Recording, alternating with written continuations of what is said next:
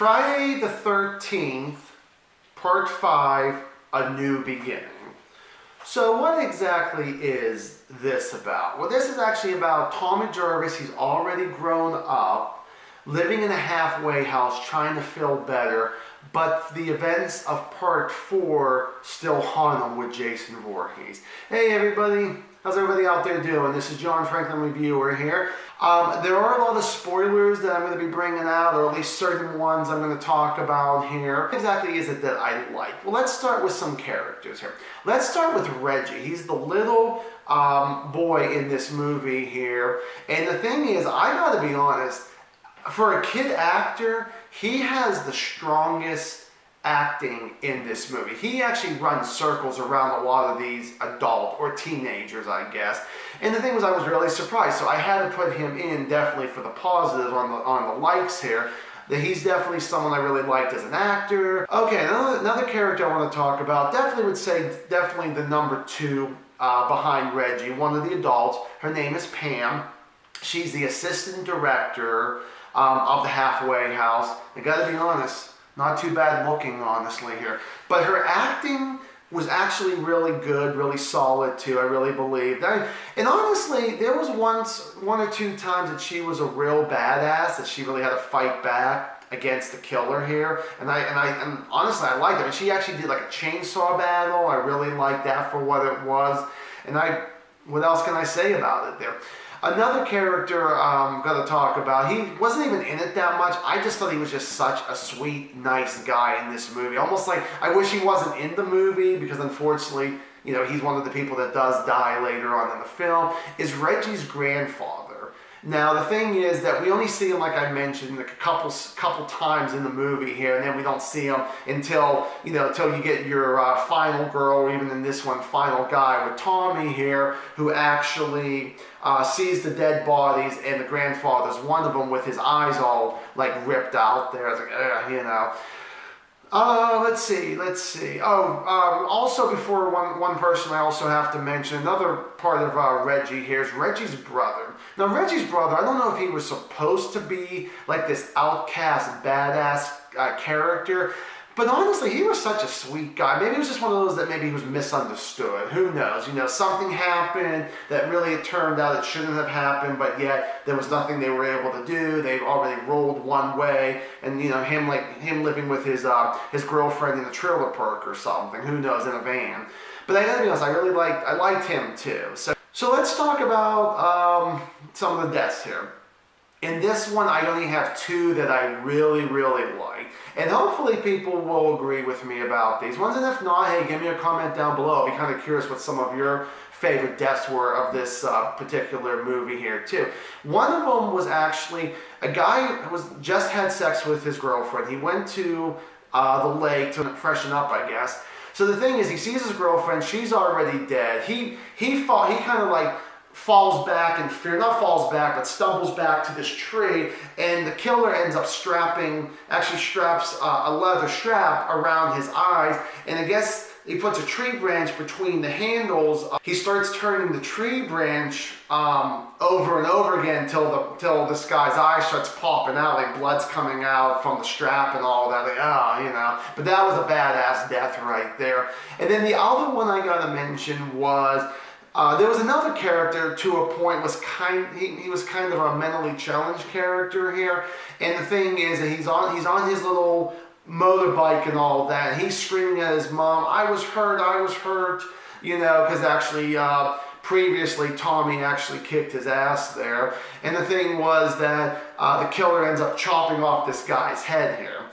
Now, since Jason Voorhees was supposed to be dead, who was actually the killer in this one? Now, if you're a fan, I'm sure my fans out there know exactly who the killer was. Of course, I know too, because I've been such a Friday the 13th fan for about maybe 20 years. But if I look back the very first time, I had no idea who the killer was. So I got to put that in the positives that, you know, I felt like that they gave a lot of hints, but yet at the same time, I didn't like catch those hints, you know, 20 years ago as a teenager, early 20s there. Like, oh, okay, so that's who it really was there. One last like on this here, and you can't go wrong with this, especially more of the gentlemen out there, I'm sure. But this out of the entire series, not just so far, but I think even with future sequels here too, this is the one that has the most nudity in it. Now, I normally won't mention why, just hey, it had nudity, a lot of boobs and tits and all that. But this one, I have to mention, kind of a little side note here, is that the director, who also wrote with two other people on this, the director was originally, I think, 70s and early 80s softcore porn director. And then all of a sudden, he directed this movie. I really didn't believe it at first there, but it turned out it actually was true when I actually looked it up there.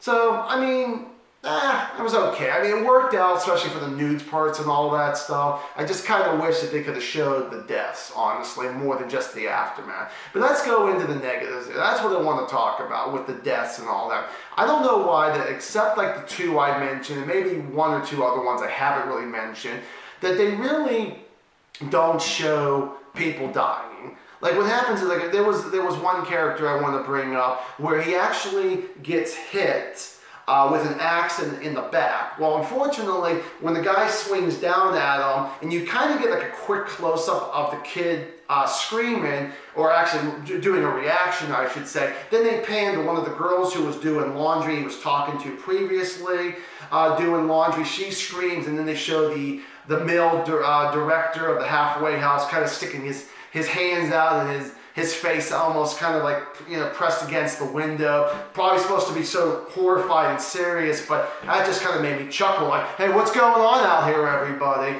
That stuff like that, and they do that a lot in this movie, and that actually did piss me off, honestly. It was just one of those things I, really wanted to see a lot more. And yes, I will be honest, like going to jump right into the characters, they wasn't that memorable, honestly. They were decently, I mean, some of them actually did act decently, but a lot of them, it was that they were just there, like almost a lot of these Friday the 13th, you could just tell who's going to die, who might end up living, who might end up being your final girl and all that there too. But the thing was that with this, it was just like I would have loved to see show more deaths, and possibility that could have even ranked this up a little higher. But just, with the characters, a lot of the characters I didn't care about anyways. And like I said, not really showing anything except the aftermath of some of them, not all of them at all. It was just like, so.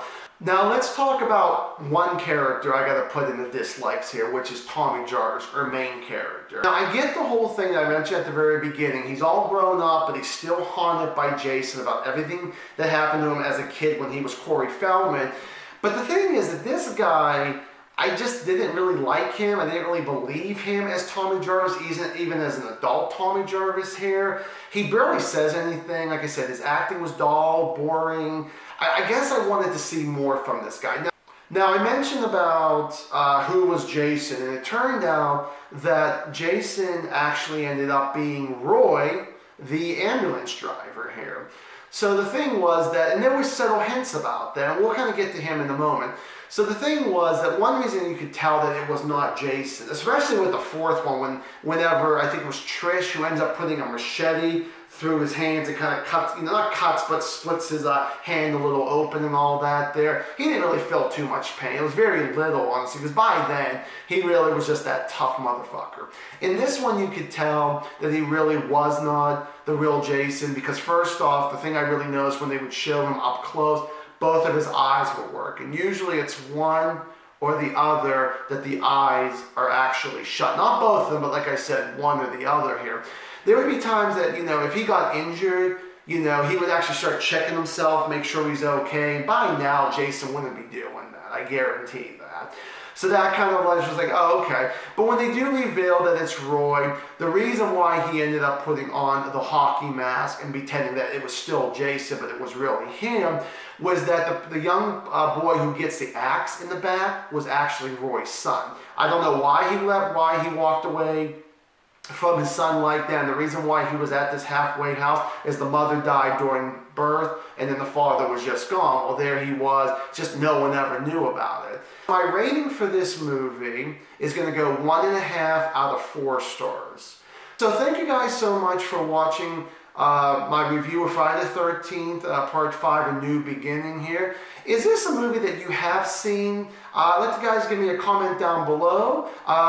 What did you agree, disagree about anything I said there? Any kind of deaths that you like there? If you like my review and definitely want to see more, please hit the subscribe button, hit that bell like there so you can get the notifications, and also give me a like, give me a thumbs up there. I do appreciate that. So thank you guys, and as always, stay awesome.